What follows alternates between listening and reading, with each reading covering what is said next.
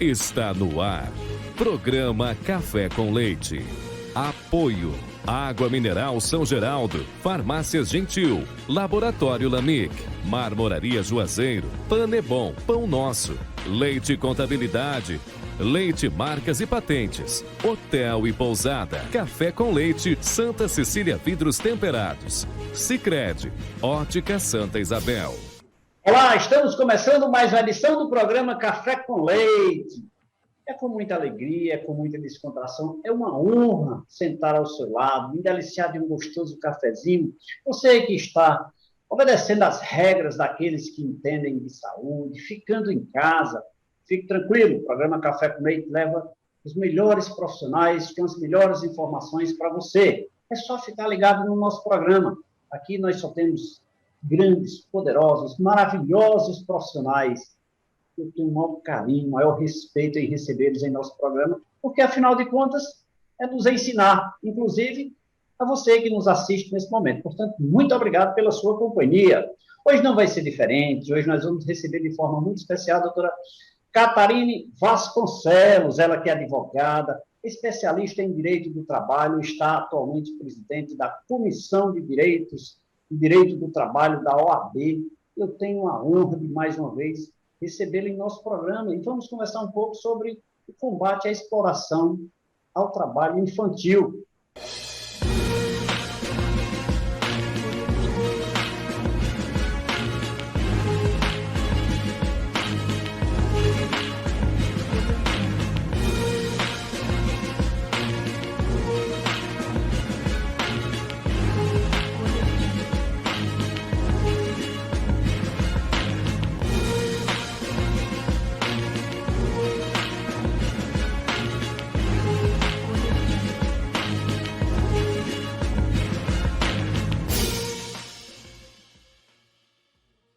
Doutora Catarine, que alegria mais uma vez recebê-la em nosso programa. Já estava com saudade. Olha, vou lhe confessar uma coisa.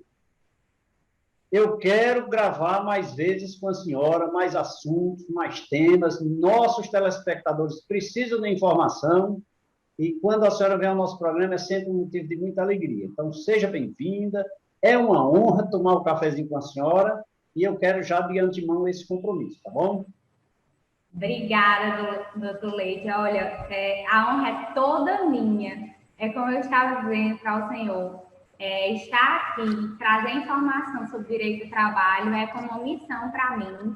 Então, assim, se eu abrir as portas do seu programa, me convidar para falar sobre um tema tão importante e cada vez mais atual, é motivo de muita honra. Fico muito feliz pelo reconhecimento do trabalho, pela confiança. Espero que todos os telespectadores eles possam aprender um pouco hoje com o seu programa e com um pouco do que sei também. Muito bem. Eu fico tão feliz quando demonstro aos nossos caririenses, através do nosso programa. Nós apresentamos esse programa através da TV Verde Vale e através da TV Cariri, lá na cidade de Mauriti. Então, eu fico assim, muito feliz quando nós levamos o nosso profissional, da nossa região, a riqueza que nós temos aqui para mostrar essa nossa sociedade. E a senhora faz parte dela, dessa riqueza. Então, eu quero de antemão lhe parabenizar, você que é um especialista, carinhosamente, no que diz respeito ao direito do trabalho. Tá? Sou conhecedor disso e quero lhe dar os parabéns. E falar sobre esse tema, né, exploração do trabalho infantil, e eu te pergunto, ainda existe nos dias atuais, depois de tantas ações cometidas pelo governo, tanta luta, ainda existe esse tipo de exploração do trabalho infantil, doutora? Existe, e não só existe, como pode se tornar um número maior diante dessa pandemia que nós estamos vivendo, Leite. Tanto é assim, doutor, que alguns estudos hoje já apontam que nós podemos voltar a um cenário como de 1992, onde o trabalho infantil era muito explorado por conta da situação de vulnerabilidade e pobreza social. Então, no contexto que nós estamos vivendo hoje, nós temos uma tendência maior a essa exploração do trabalho infantil. Por quê? Porque, diferentemente do emprego, o trabalho infantil é qualquer trabalho onde se explore uma mão de obra de uma criança prejudicando o desempenho dela nos estudos, colocando em risco a sua saúde mental ou física, e com esse trabalho se obter algum lucro. Então, é possível, inclusive, a gente ter casos de exploração de trabalho infantil dentro de casa. E como você sabe, nós estamos vivendo numa situação em que muitas famílias perderam a renda e vai acabar que nós retomaremos aquele período onde as crianças perdiam a sua infância trabalhando e não sendo crianças.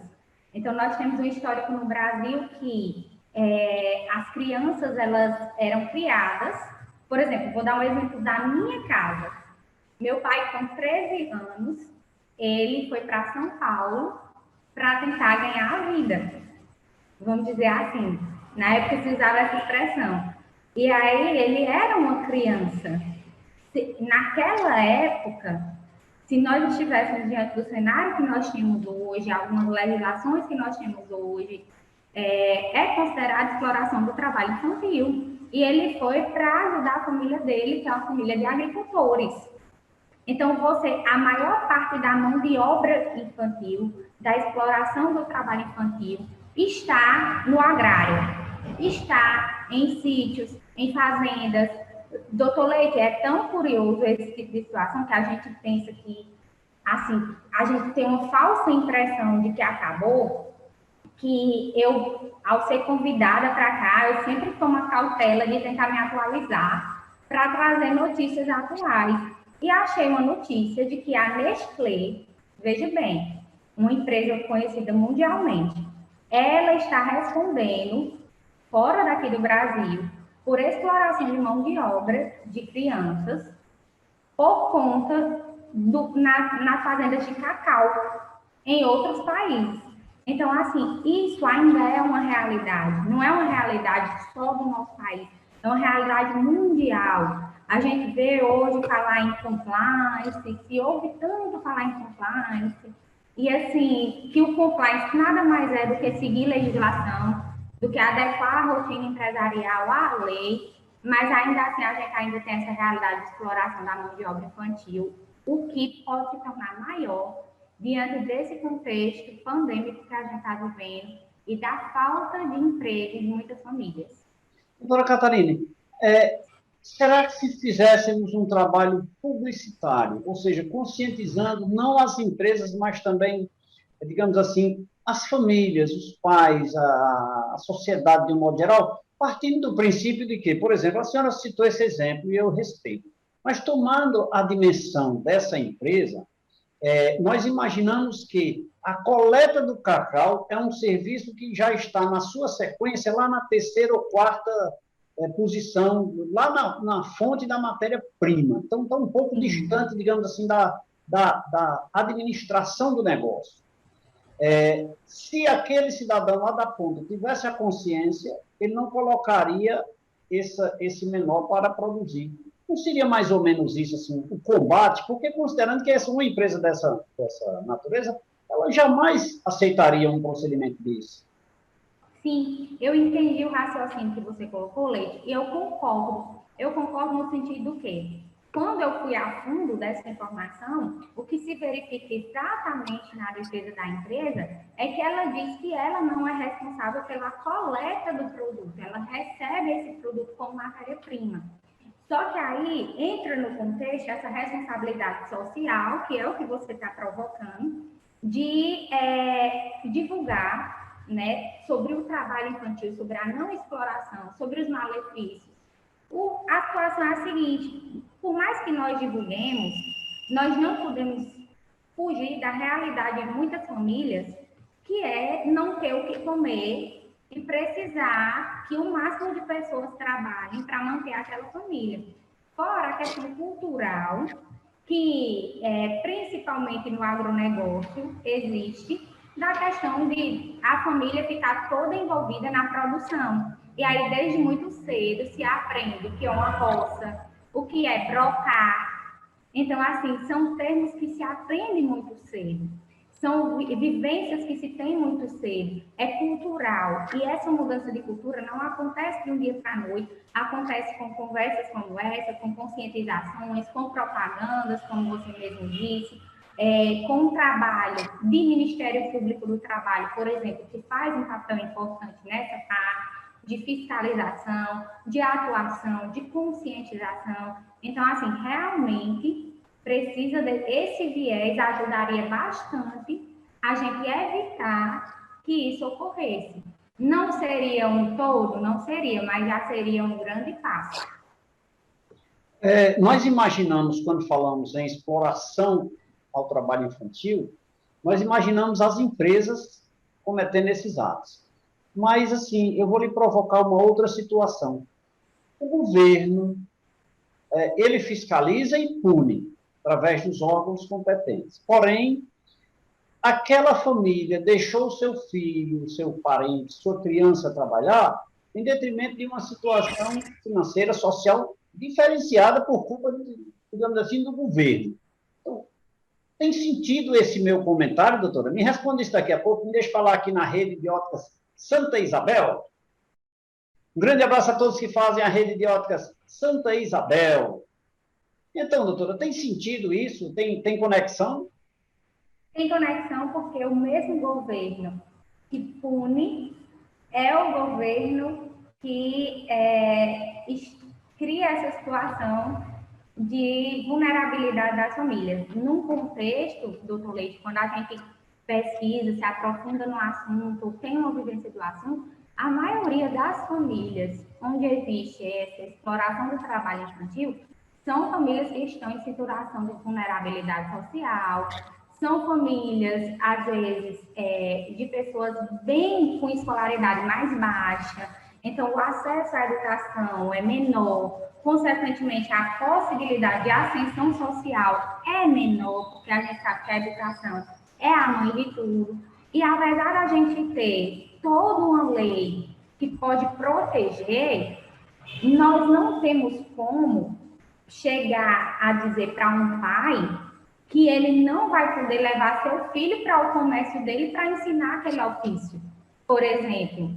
E assim, a gente tem que ver também o contexto em que aquilo tudo está inserido. Então, por exemplo, se você chegar para uma pessoa como o meu avô, que é agricultor, tem 81 anos, e disser assim, olha, você não devia ter levado seu filho para a roça porque você tirou a infância dele.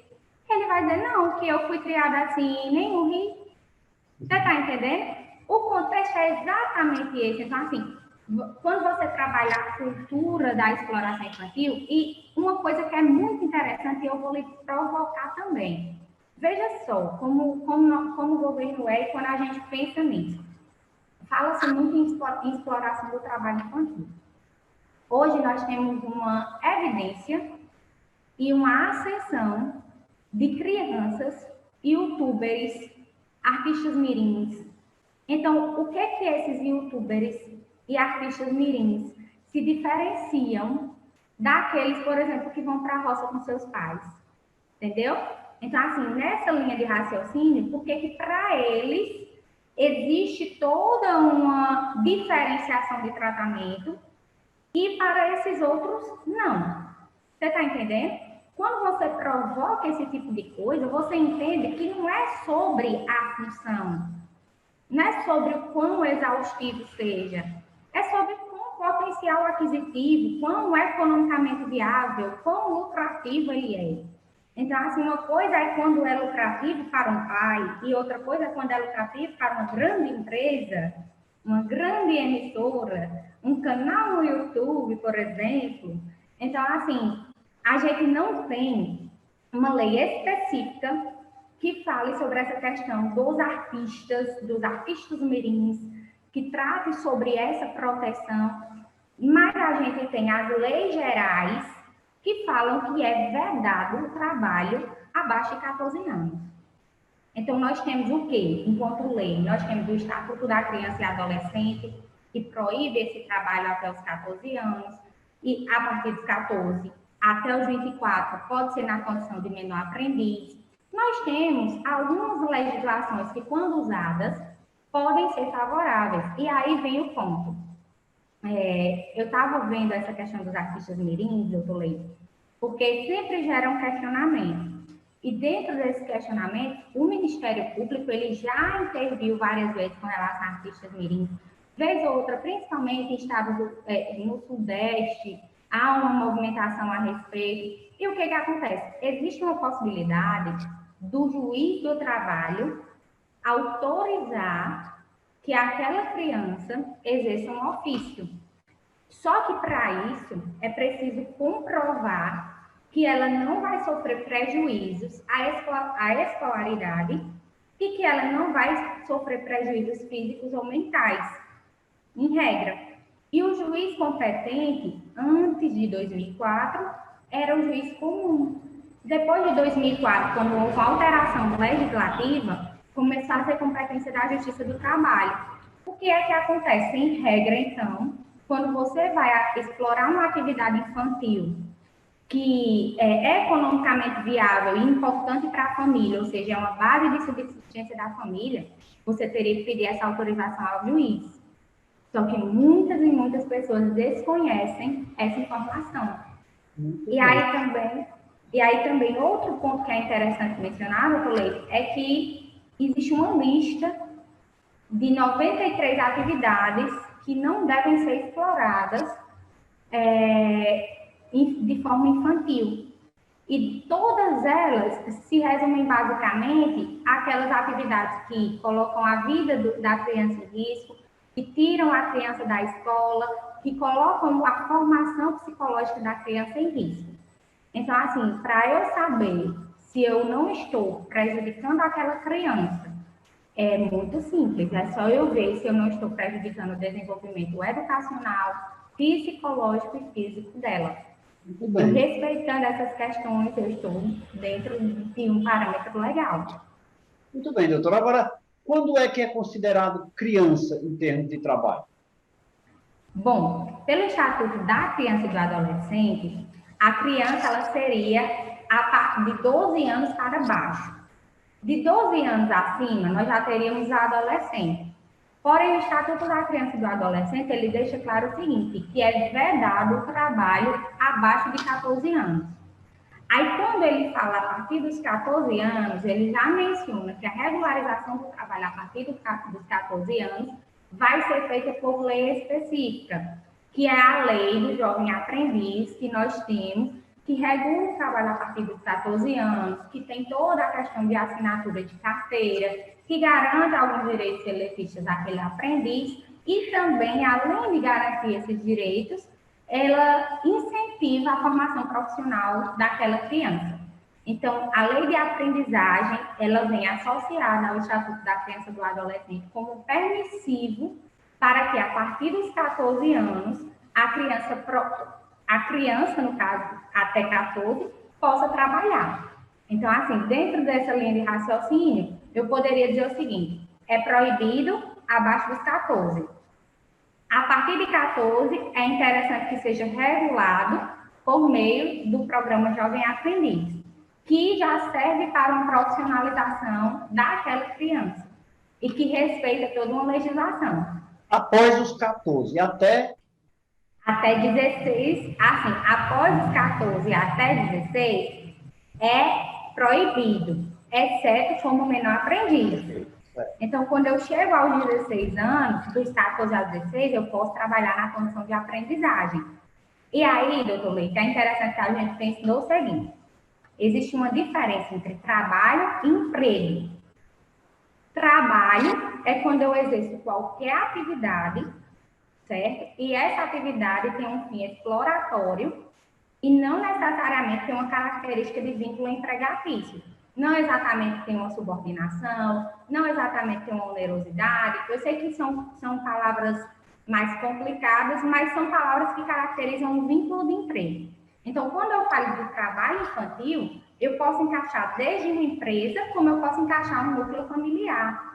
Quando eu encaixo no núcleo familiar, a atenção que se volta é mais uma atenção a nível de CREAS, a nível social. é quando é interessante que a parte social, ou seja, o município, o Estado, eles começam a olhar para aquela família em situação de vulnerabilidade. Quando é uma questão mais empresarial, é quando se voltam os órgãos fiscalizadores. Ministério Público do Trabalho, Superintendência Regional do Trabalho e Emprego, atual Ministério da Economia. Então, Justiça do Trabalho, com programas e ações para tentar conscientizar a sociedade a respeito do que é, como evitar. Então, assim, são situações distintas, tratadas de formas distintas também. Não adianta eu dizer assim, quer dizer que se um pai estiver levando o filho para a roça, o pai vai ter um vínculo de emprego bom. Sejamos razoáveis, ali é uma situação de vulnerabilidade que deve ser tratada pelos órgãos sociais responsáveis, Conselho Tutelar, CREAS, essas coisas. Doutora Catarine Vasconcelos, ela está presidente da Comissão de Direito do Trabalho da OAB e também é especialista em Direito do Trabalho, conversando com a gente aqui sobre o combate à exploração ao trabalho infantil no nosso programa de hoje, extremamente rico, importante essas informações para você que nos assiste nesse momento. Doutora, por sinal, me deixa falar aqui na água mineral São Geraldo, porque é a melhor. Um grande abraço a todos que fazem a água mineral São Geraldo.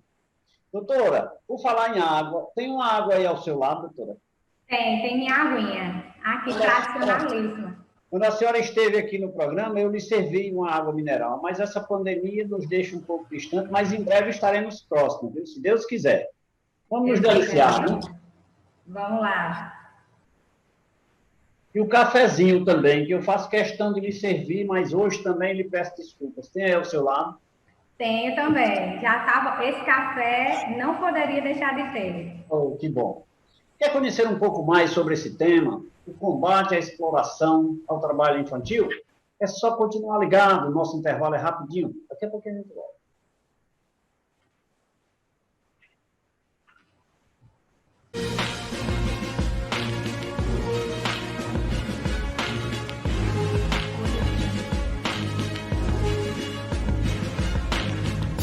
Estamos de volta nesse segundo bloco do programa Café com Leite, hoje muito especial, né, com esse tema tão relevante, o combate à exploração ao trabalho infantil. Será que existe? Será que você conhece alguém que tem essa relação? Será que você distingue o que é emprego e trabalho? Quem é menor, quem é adolescente, quem é maior? Será que você conhece alguém? Tem alguma relação com esse tema? Muito rico, muito importante, que nós precisamos nos envolver para que a coisa deixe de acontecer e as pessoas deixem de explorar aqueles que são mais vulneráveis. E a minha convidada de hoje é advogada, especialista em Direito do Trabalho, a doutora Catarine Vasconcelos, apresentando o nosso programa, com o apoio da Panebom Pão Nosso. Quero mandar aqui um abraço a todos que fazem a Panebom Pão Nosso. Doutora Catarine, na verdade, a exploração do menor, veja só, após 16 anos de idade, que foi o nosso assunto no final do bloco anterior, essa criança ou esse adolescente pode ser, digamos assim, emancipado.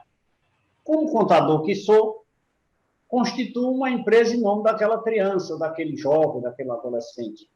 Eu não estaria aí infringindo a lei, não, ou cometendo uma exploração ao trabalho infantil? Doutor Leite, em regra, não, porque é como a gente comentou entre os blocos. Em regra, não, por quê? Porque esse adolescente que o senhor está colocando à disposição do mercado, ele está entrando no status de empresário. Ele não está sendo explorado, ele está explorando. Ele é um potencial de mercado. Então, aí a gente já muda a visão das coisas. A gente não está falando de uma exploração direta. Nós estamos falando de uma emancipação para fins comerciais. A emancipação é permitida por lei, existem requisitos, claro, a serem obedecidos, mas existe essa condição. Não está havendo uma exploração, e sim está havendo um crescimento, uma ascensão comercial daquele indivíduo, né, do menor, para que ele possa seguir uma carreira, ou então, às vezes, viajar, ter autonomia. Às vezes são menores que já têm um desenvolvimento intelectual em uma certa área, já estão ativos comercialmente. Então, não há uma cláusula de barreira para isso. O interessante a saber é, se não for uma situação de emancipação, é bom ter cuidado para que isso não se torne uma exploração. Porque muitas vezes essa emancipação parte de um desejo daquele adolescente. Ele já tem uma construção psicológica e financeira que pode possibilitar ele isso, e aí ele prefere esse tipo de situação. É claro que no processo de emancipação, ele vai fazer uma análise prévia a respeito desse tipo de situação, o que é totalmente diferente de quando há uma exploração direta. Doutora, mas nesse contexto não deixa de ser a execução de um trabalho, tá? E indo para a linha pública, para a linha dos gestores públicos, indo para a linha dos órgãos fiscalizadores, ora, não deixa de ser um trabalho, a exploração do menor, apesar de que ele está se autoexplorando, como a senhora, em outras palavras, assim citou, ele está buscando benefícios próprios, mas não deixa de ser um trabalho perante o fisco. Se eu sou o menor, estou trabalhando, estou pagando os meus tributos, eu acho que, na minha linha de raciocínio, eu acho que tem uma ligeira contradição nesse aspecto. A senhora não concorda? Continua sendo contraditório, como nós mesmos conversando a respeito do trabalho artístico. Porque aí é onde mostra que o interesse não está integralmente na proteção daquela criança e do adolescente, e sim na possibilidade de retorno que aquela criança ou adolescente ele tem a dar com aquela atividade que ele vai desenvolver. Então, de certa forma, a atividade desse adolescente, como você mesmo bem explicou, e aí é realmente a sua alçada, eu não domino, mas essa atividade, ela vai gerar um imposto a ser recolhido, então ela vai fazer uma economia girar. Então, há um interesse de proteger esse tipo de situação pelo Estado. Em contrapartida, já não há quando há uma exploração direta e trabalhista, vamos dizer, por uma empresa. Então, assim, é uma visão diferente. Você acredita que dê para entender, mas é a mesmíssima coisa, é uma contradição tal qual a questão do trabalho artístico, da exploração do trabalho artístico. Doutora, o menor de 16, ou melhor, o menor de 18 anos, aí com 16, 17 anos, tem alguma atividade específica que ele possa trabalhar ou que seja impedido de trabalhar?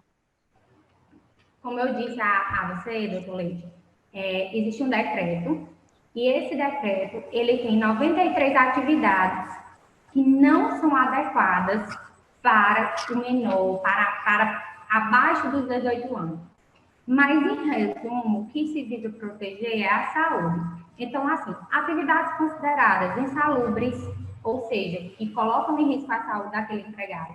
Atividades consideradas perigosas, que colocam em risco a vida daquela criança ou adolescente. Atividades consideradas penosas, ou seja, que acabam levando à exaustão. E atividades que tiram aquela criança e adolescente da escola, do vínculo educacional, para se dedicar àquilo ali, todas essas atividades são consideradas impedimentos para explorar criança e adolescente. Então, não se pode explorar uma criança e uma adolescente em uma atividade que seja considerada insalubre, perigosa, penosa, ou que tire ele da educação, que retire dele o direito de ser alfabetizado e de ascender profissionalmente por meio da educação. Doutora, puxando aí, eu sei que a senhora comentou no bloco anterior, mas é importante a gente reforçar isso. Indo para a linha do trabalho doméstico, né? Essa linha doméstica tem duas vertentes. O trabalho doméstico na sua residência e o trabalho doméstico na residência dos outros. Podem ser consideradas de risco ou é sim uma exploração também do menor? É uma exploração do menor. Por que é uma exploração do menor? Veja bem, a partir do momento que aquela pessoa ela vai para a área doméstica, geralmente, doutor Leite, ela não respeita uma carga horária reduzida. Não existe carga horária reduzida em trabalho doméstico, por exemplo, no nosso país, é muito difícil. Então, assim, geralmente são jornadas de 8 horas. Numa jornada de 8 horas, em qual momento vai sobrar para educação e lazer? Então, constitucionalmente falando, A criança, ela tem direito ao lazer, à educação, à arte, à cultura. E, além da Constituição, nós temos a Convenção da OIT, que é a Convenção 138 da OIT, que foi ratificada pelo Brasil. O que é a OIT? Organização Internacional do Trabalho. E ela foi ratificada pelo Brasil. Quando eu digo ratificada, significa que ela entra no nosso país com força de lei. Então, nós temos uma convenção internacional que é aceita pelo nosso país e que protege a criança e o adolescente desse tipo de exploração. Então, não é adequado, trata-se sim de uma exploração do trabalho infantil. A pessoa que explora essa atividade na condição de empregador acaba se expondo sim a risco de fiscalização, de autuação, de ação do Ministério Público, porque na maioria das vezes são ações do Ministério Público no sentido de proteger a criança. E geralmente, João, isso repercute doutor Leite, isso repercute negativamente. E essa repercussão negativa gera para aquela pessoa, aquela empregadora também, um dano à imagem. Então, é interessante que essa pessoa pense nesse viés. Olha, eu não posso fazer esse tipo de exploração, porque além de ser uma questão ilegal, eu estou colocando minha imagem em risco caso haja uma fiscalização e eu acabo sendo prejudicada. A legislação atualmente, ela vem ascendendo no que diz respeito ao combate ao trabalho infantil, e a senhora acha que está na linha certa essa ascensão, se assim for, e ela tende a melhorar cada vez mais? Me responda isso daqui a pouco. Me deixa aqui falar na Sicredi Cariri. Grande abraço a todos que fazem a Sicredi Cariri.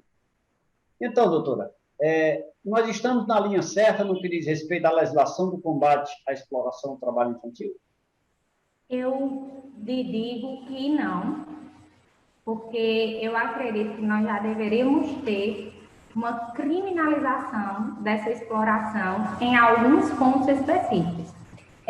Não é que eu discorde que a criança, por exemplo, a partir de 14 anos, que ela já tenha contato com experiências profissionais, para que ela possa até melhor decidir sobre sua carreira. Então, não sou contra 100% a um trabalho por uma criança de 14 anos, um adolescente, mas é no sentido da exploração mesmo que tira daquela criança o direito à educação, a uma alfabetização. E hoje a gente não tem uma legislação que criminaliza, então nós não temos a exploração do trabalho infantil ainda não é um crime tipificado no Código Penal.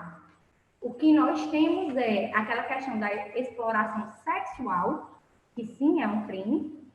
E aí, assim, dentro da legislação trabalhista, nós temos a Constituição Federal, que fala da proteção da criança, do adolescente, do direito à educação, do direito à cultura, ao lazer, à arte. Temos o Estatuto da Criança e do Adolescente, que ratifica esses termos e traz aquelas vedações que eu falei, vedação ao trabalho abaixo de 14 anos e tudo mais. Temos as vedações do próprio Estatuto da Criança e do Adolescente, a previsão constitucional, e aí a gente tem a lei de aprendizagem que vem para fechar e dizer assim, olha, eu quero proteger essa relação quando ela se torna um vínculo de emprego. E a gente pensa que a lei de aprendizagem, ela vem para proteger o menor, mas a gente deixa de olhar também o viés de proteção empresarial, porque também é uma forma da empresa estar regular, também é uma forma da empresa dar oportunidade àquele jovem de crescer ali, de se convencer daquele ofício, muitas vezes se transformar em um trainee e galgar espaços dentro da empresa.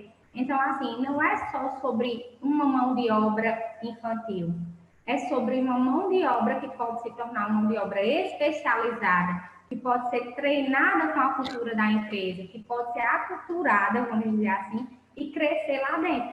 Então, assim, nós temos essas leis que falam, temos uma lei específica que fala só sobre trabalho infantil? Não. Nós temos um conjunto de leis que juntas regem essa questão da exploração do trabalho infantil. E que por isso, doutor Leite, é tão difícil a gente colocar como uma situação específica. é mais fácil nós analisarmos o conjunto de leis e por isso dizermos, olha, essa exploração é ilegal, porque a Constituição protege essas crianças, esses adolescentes e garante os direitos deles. A senhora entende que uma criança exercendo uma tarefa na sua infância, esse processo é educativo, então? Eu entendo da seguinte forma, a depender da atividade, sim, uma coisa é por exemplo, eu enquanto mãe, querer educar um filho meu, a ele respeitar o ofício, a ele entender a importância de ter uma experiência, eu levá-lo comigo, por exemplo, para o meu escritório, eu educá-lo dentro da minha rotina, mostrá-lo a minha rotina, pedir para ele imprimir um papel para mim, ensinar a ele sobre alguma coisa da minha área. Isso é uma coisa. Outra coisa é como a gente vê crianças em semáforo, crianças sendo exploradas. Se você não trouxer dinheiro para mim, você apanha. Então, assim, o trabalho infantil com fins de formar uma construção educacional, eu acho justo. Eu acho justo porque na vivência da minha família, e aí eu digo pela minha experiência, foi muito importante.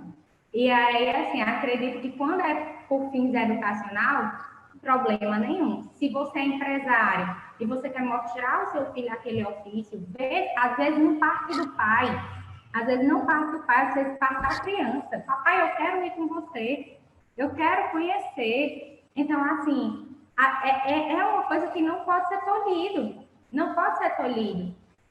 Não é uma exploração, é educação.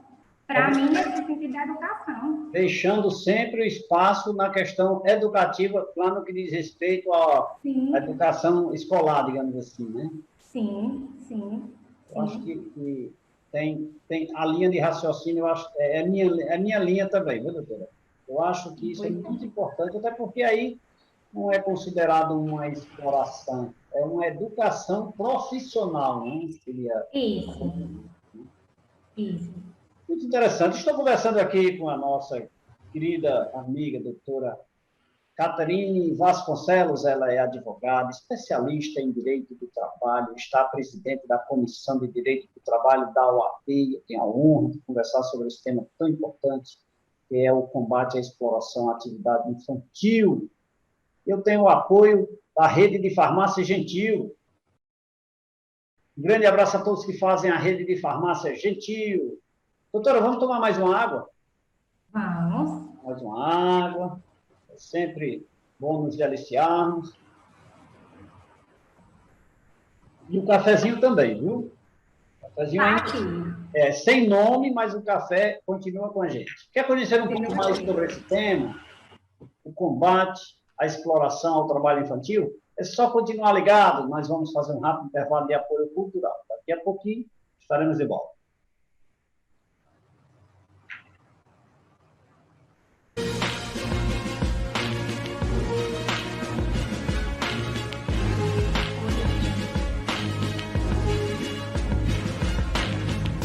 De volta nesse terceiro bloco do programa Café com Leite, hoje conversando com a doutora Catarine Vasconcelos, ela que é especialista em direito do trabalho, uma advogada muito competente, tem desenvolvido um trabalho muito bom na região do Cariri, e está conversando com a gente aqui sobre esse tema, um tema de uma relevância tamanha, que é o combate à exploração ao trabalho infantil.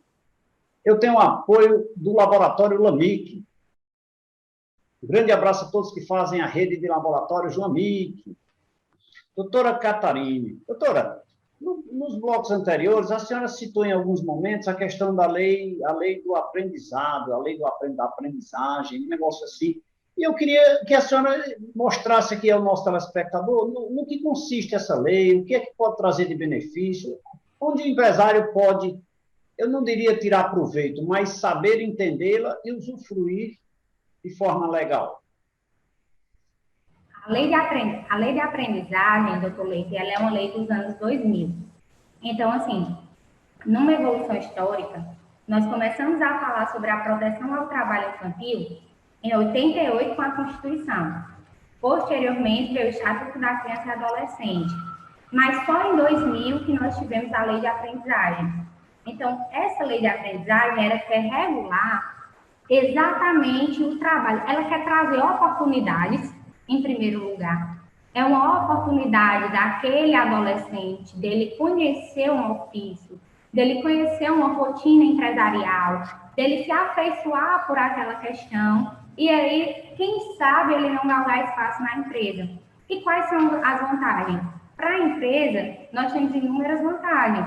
Primeiro, ela pode cumprir, ela cumprindo essa cota, ela demonstra um poder de mercado, porque ela demonstra que está aberta a atender essas questões sociais, ela demonstra uma preocupação com essa finalidade social, que é educar um menor, que é trabalhar aquele menor para que ele tenha um potencial de mercado, agregar experiência para aquele menor. Então, isso, como finalidade social, é princípio dessa lei, é essencial, é uma base dessa lei. É agregar valor, agregar experiência curricular para aquele jovem que depois vai precisar ingressar no mercado de trabalho. Ou seja, é uma forma de eu não deixar aquele jovem alheio, que aquele jovem chega ao mercado de trabalho sem qualquer preparação, às vezes busque um emprego e a pessoa diz, olha, você não tem experiência. Então, o menor aprendiz, quando ele vem, até porque essa lei, ela tem uma finalidade educacional tão bacana que ela já condiciona ao contrato de aprendizagem uma formação educacional. Então, aquele jovem, ele geralmente ele está em uma atividade técnica. Então, a gente sabe que existem as escolas técnicas que capacitam jovens para diversas áreas na parte técnica, e lá é possível você conseguir esse tipo de contratação por aprendizagem. E é importante dizer o seguinte, existem regras para certos tipos de empresa em que o percentual de cota de aprendiz é obrigatório e o não cumprimento gera multa. Então, assim, nessa limitação... Só interrompendo aí, nesse caso, a empresa vai estar cumprindo, como a senhora acabou de falar ainda, em alguns momentos, cumprindo a lei, quando atende às suas cotas, entretanto, está cometendo um ato educativo, instrutivo, trazendo esse aprendiz para dentro do seu ambiente, incentivando e, acima de tudo, cometendo um ato extremamente social louvável, né? Sim, porque o base da lei de aprendizagem é o olhar de capacitação. Então, a empresa, de certa forma, ela mostra para a sociedade que ela se preocupa com a capacitação daquele jovem para o mercado, que ela está ali atenta àquele jovem, ela oportuniza, muitas vezes, doutor Lei, ela oportuniza a jovens em condições de vulnerabilidade a oportunidade de mostrar sua garra, sua vontade de crescimento dentro daquele negócio. E, além disso, esse aprendiz, ele vai ser treinado dentro dessa empresa, pode depois ser efetivado. Existe um olhar da justiça, né, sobre essas empresas que agregam os aprendizes, no sentido de ver que elas têm um papel social. Tanto é assim que, por vezes, as empresas que precisam contratar aprendizes sofrem fiscalização para saber se estão cumprindo a cota. Porque se tornou um dever capacitar essa parte, principalmente com o surgimento de escolas técnicas, se tornou um dever de capacitar, de trazer esse jovem para dentro das empresas.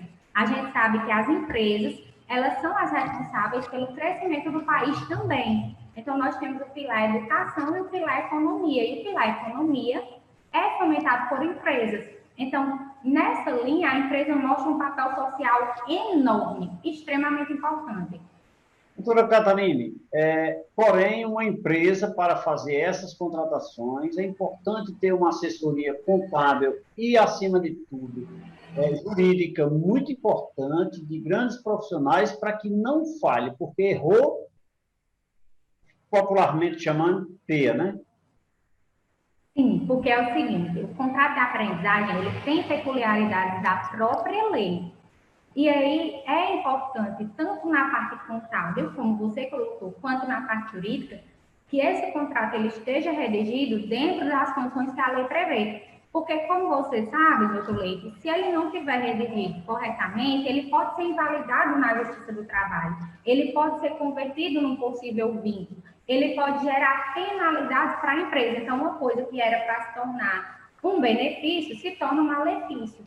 Quando existe essa parceria, contabilidade e jurídico, para poder elaborar um contrato dentro dos ditames legais e acompanhar a execução desse contrato, é excelente. Não há um risco tão alto. Muito bem, doutora. Eu queria puxar um pouquinho, doutora, para a linha das empresas que não estão obrigadas. Porque as que estão obrigadas têm alguns critérios, que são empresas optando pelo lucro real, lucro presumido, as empresas que têm determinadas quantidades de funcionários, que estão na obrigatoriedade. Mas vamos aqui para a linha das menores empresas, empresas pequenas, optando por simples, têm poucos funcionários, não estão nessa obrigação, mas elas podem também fazer esse tipo de contrato, doutora? É aquilo que a gente, desde quando começa na faculdade de Direito, pensa, o que não está proibido, está permitido. Então, assim, se a empresa decidir fazê-lo, ela só precisa que o jurídico e a contabilidade viabilizem essa contratação, principalmente junto à instituição de ensino, para demonstrar toda a boa-fé que ela tem naquela contratação. Muito bem. Minha convidada de hoje é uma aula sobre o combate à exploração, ao trabalho infantil, e agora nos orientando nessa questão de como contratar bem. Um detalhe muito importante, que muitas vezes nós não analisamos de forma criteriosa, terminamos caindo em contradição, sofrendo penalidades desnecessárias e culpando muitas vezes o poder público, que tem as suas culpas, porém tem a função fiscalizatória. Então, a aula de hoje está espetacular. Eu tenho o apoio da Marmoraria Juazeiro. Grande abraço a todos que fazem a Marmoraria Juazeiro. Doutora Catarine, nós temos aí recentemente a Lei de Proteção de Dados, né? Uma lei que veio para mudar o mundo tecnológico aí no que diz respeito às relações comerciais. Eu te pergunto, no tocante a essas contratações, mesmo que aprendiz, menores, pessoas dessa natureza, isso tem alguma influência nesse momento, doutora, na questão dos dados desse Total mercado? influência. Eu vou te explicar por quê, doutor Leite. Total influência porque, para a Lei Geral de Proteção de Dados, o dado do menor é um dado sensível. E, ao ser um dado sensível, a empresa tem uma responsabilidade de guarda muito maior. Então, algumas coisas mudam. E quando eu digo aqui empresas, eu não digo só empresa. Eu falo da empresa e de aqueles que prestam serviço para a empresa e têm acesso ao dado do menor. Então, por exemplo, se você é uma empresa contábil e você tem acesso a esses contratos de menores aprendizes, você tem que dar uma guarda diferente da guarda dos contratos de pessoas maiores. E esses dados sensíveis, eles têm um tratamento específico na Lei Geral de Proteção de Dados. Então, existe a forma certa de armazenar esses dados. Se usar dados de saúde, tem que estar especificado e enquadrado em algum regramento legal, para você não estar usando dado de saúde de forma excessiva. E quando se trata do dado sensível, é exclusivo o armazenamento desses dados de forma diferente dos dados normais. Traduzindo, eu não posso guardar o dado de um menor da mesma forma que eu guardo o dado de um empregado normal. Eu tenho que ter outro arquivo. Então, sabe aqueles arquivos que a gente guarda todas as coisas de uma empresa? Não pode existir único. Tem que existir um para dados sensíveis, e aí nesses dados sensíveis se enquadra o do menor aprendiz, e outro para dados comuns. E a atenção que a gente tem que ter, doutor Leite, que foi até importante, sua pergunta importantíssima, é que muitas empresas não estão atentas à LGPD. Muitas empresas estão negligenciando a existência dessa lei, até pelo contexto de pandemia. Só que a partir de agosto de 2021, elas podem começar a receber penalização. E quando elas começarem a receber penalização, é que pode ser que elas atentem para essa legislação. Então, assim, a adequação à LGPD, ela não é uma coisa simples, ela é uma coisa que as empresas têm que pensar para aprendizes e para o todo, porque envolve relação trabalhista, prestação de serviço, relação de consumo, relações empresariais e negociações gerais.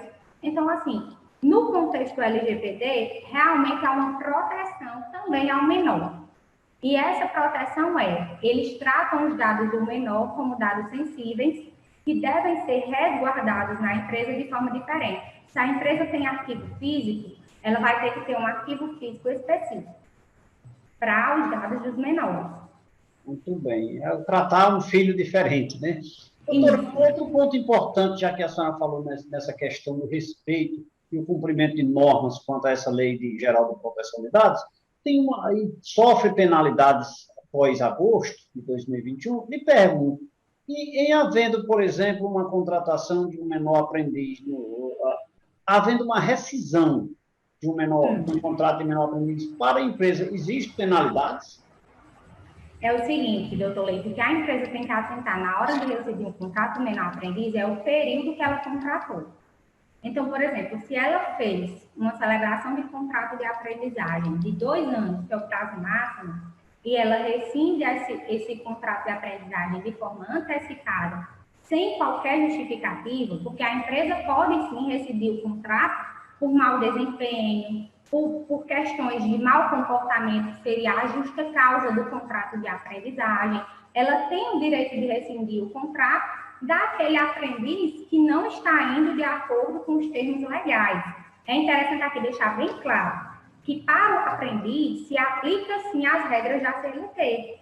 E como se aplicam as regras da CLT, é possível uma rescisão motivada do contrato de aprendiz, como também é possível uma imotivada. Só que na imotivada, ele teria que pagar o período restante do contrato. Então, se eu vou rescindir de forma imotivada antes do prazo, vou ter que indenizar aquele empregado, aprendiz, pelo prazo que eu contratei, porque eu criei para ele aquele direito daquela contratação e estou rescindindo sem motivo algum.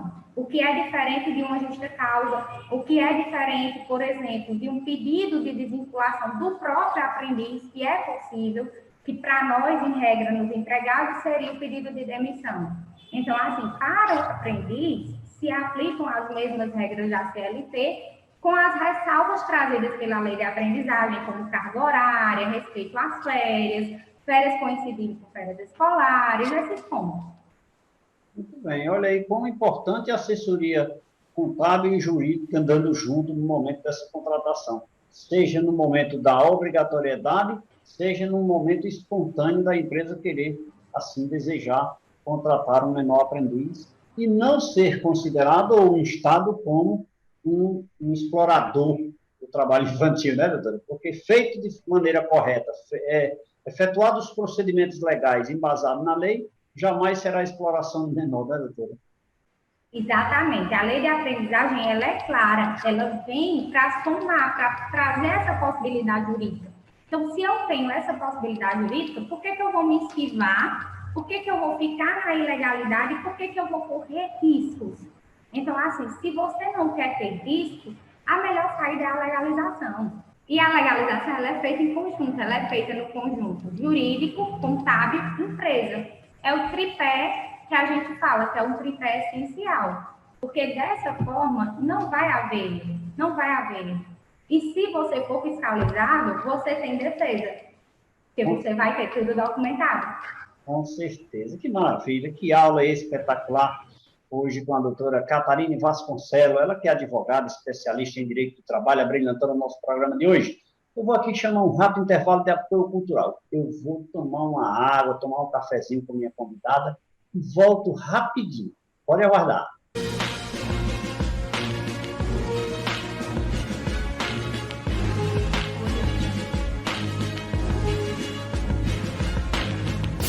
Falei que era rapidinho?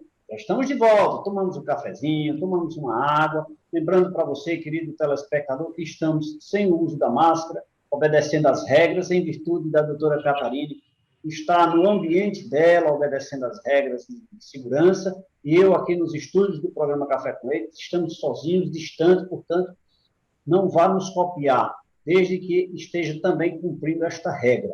Doutora, muito obrigado pela sua contribuição, pela sua aula, foi brilhante. Esse tema é extremamente envolvente e amplo para que nós possamos discutir outras vezes, eu entendo que é maravilhoso e eu preciso que a senhora volte mais vezes no nosso programa para a gente conversar mais. Muito obrigado de forma muito especial. Quero que a senhora deixe aqui suas redes sociais. Para quem quiser lembrar da doutora Catarina, é só acessar e conhecer, né? Muito obrigado, doutora. De forma muito especial, viu? É sempre enriquecedor estar aqui, conversar com o senhor, os insights que o senhor traz, as atualidades. Então, assim, eu estou à disposição, espero contribuir, espero que as pessoas entendam mais sobre esse tema, que é importante, que a gente não pode negligenciar. A conscientização é um papel do comunicador.